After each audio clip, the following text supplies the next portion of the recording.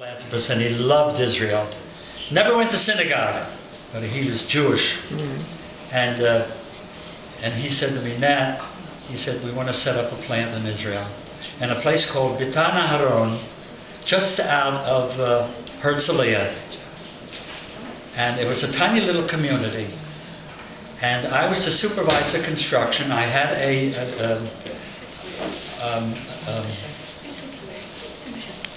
let's get to this. Finish the story first, Papa. Go ahead, open it up. Finish the story. Finish the story. So I knew about construction. I knew that when you put blocks together, you have to leave a space in between the blocks for the wiring. You put your box together and you leave a space 2 or 3 inches to conceal your wiring. Well, they were closing everything up, and I tried to reason with them, and I said, look, this is the way you do it in America. And he said, this is Israel. He said, when we need the space, we will chip and we will break all the blocks up, and we will make the space. I brought pastel paints from my waiting room in my laboratory that I was supervising in Israel. And one day I caught one of the Arabs, who was the worker, was urinating in my waiting space right on my newly painted walls. They were stealing my lumber and stuff so bad that I had to get a night watchman. He slept in a little bunk outdoors to guard. I had to pay him to guard all my materials so they don't steal. And then I was ready to open the plant. So before I opened the plant, the mayor of the city said to me, Mr. Herring, this is a wonderful location. He said, you see that transformer? That transformer will handle all your electric. He says, I said, I need water. He said, you see that main? It's 3 inches wide. You got plenty of water. So I'm ready. I'm ready for the electric. So I go to the mayor and I call him Mr. Hockenfutz or whatever his name was. Can't remember. And I said, I'm ready to install the water. He said, Mr. Herring, he said, you know, if we cut into that pipe, he said, and you take water, you're going to be robbing those 4 houses from water. He said, we have to make a special break. I said, how much?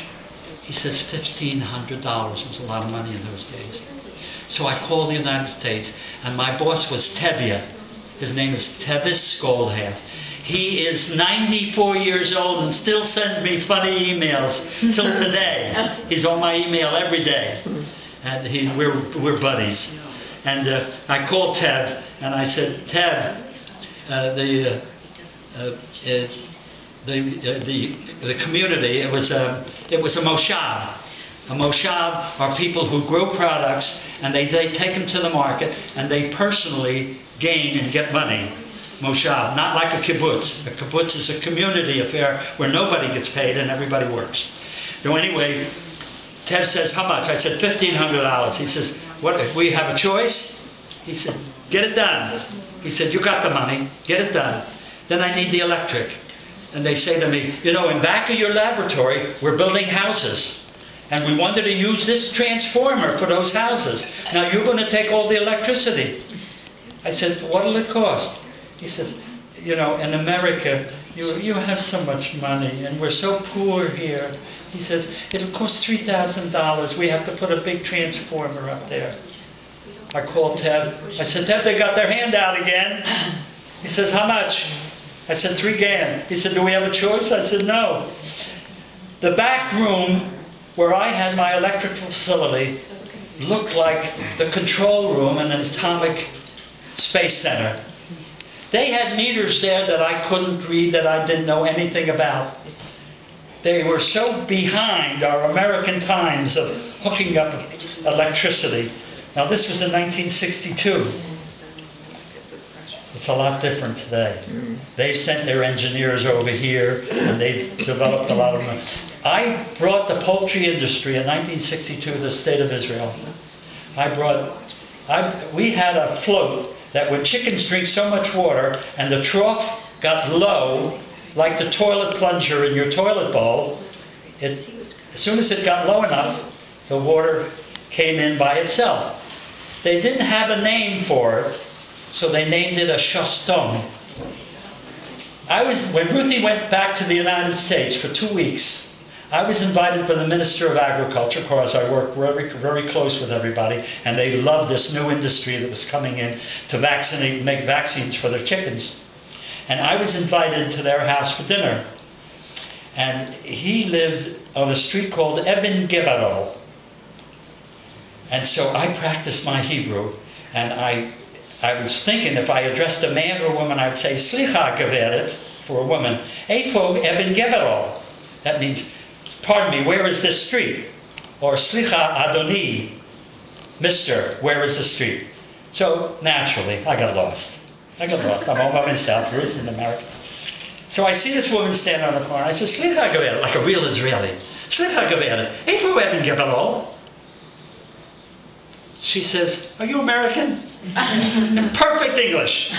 She says, halfway up the block, number 2120 or something like this. She gave me a number. And she spoke perfect English. So here I'm talking Hebrew to her. Well, I get up to the house and I'm invited to dinner. And he introduces me, and I have to think of the Hebrew name.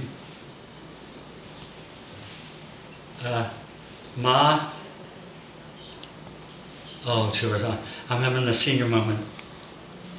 Anyway, he introduces me, and there's no word in Hebrew for herring. There isn't one. And he introduced me in Hebrew as Mr. Fish. So two little girls at the other end of the table were laughing hilariously. And I said to him, what did you say that was so funny? He says, no Hebrew word. Dag Maluach. Yes. Dag Maluach. You heard of Dag Hammarskjöld? My Hebrew name in Israel was Dag Maluach. So he introduced me as Dag Maluach, and they were laughing because I was introduced as Mr. Fish. He said, there's no Hebrew word for herring, and I introduced you as Mr. Fish. And the two little girls were laughing hysterically, and it was a wonderful dinner.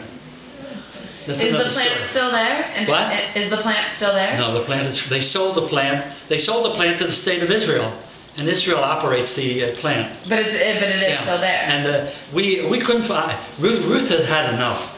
And after 2 years, she said, we're going home or I'm going to leave you. She said, this running all over the country. I want to go back to my dishwasher and I want the things that I was used to. And so we couldn't find anybody to take my place because it was an operation. And we found a guy, a graduate of Cornell University, second highest in his class, was a veterinarian in the state of Israel. We went to the university and asked if anybody from Israel had graduated in Cornell, and we found Amnon Michael, and he just loved the idea. He was punching cows, he was a veterinarian, and it took me 3 months, and I trained him to take my place, and then I was able to come back to the United States, and he operated the laboratory until the state of Israel bought it from Vineland Laboratories. And it's currently still running there? I'm not sure. It's been a long time. Can I talk for a minute? Yeah. When we lived in Israel, we moved into an apartment, and there was only one other English-speaking family in the building. They came from South Africa. They lived upstairs, and he was a doctor, and they had emigrated to Israel. They had a son who was just about my age. They had a daughter who was Sharon's age. And we became very friendly with them because we had both just arrived in the country. Nobody spoke Hebrew. And Cecil, the son, eventually wound up coming to the United States for a visit.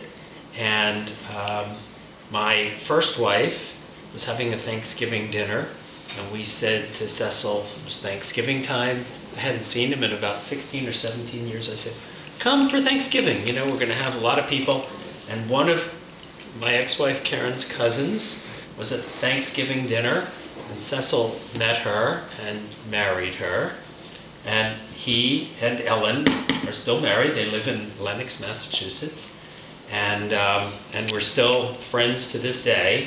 Well, the two of them are real characters. And they sent Dad, of course, Cecil knows Dad for many, many years. They sent Dad this box, but they warned us that it's got some surprises in it. So, just so you all know, this is from Ellen and Cecil.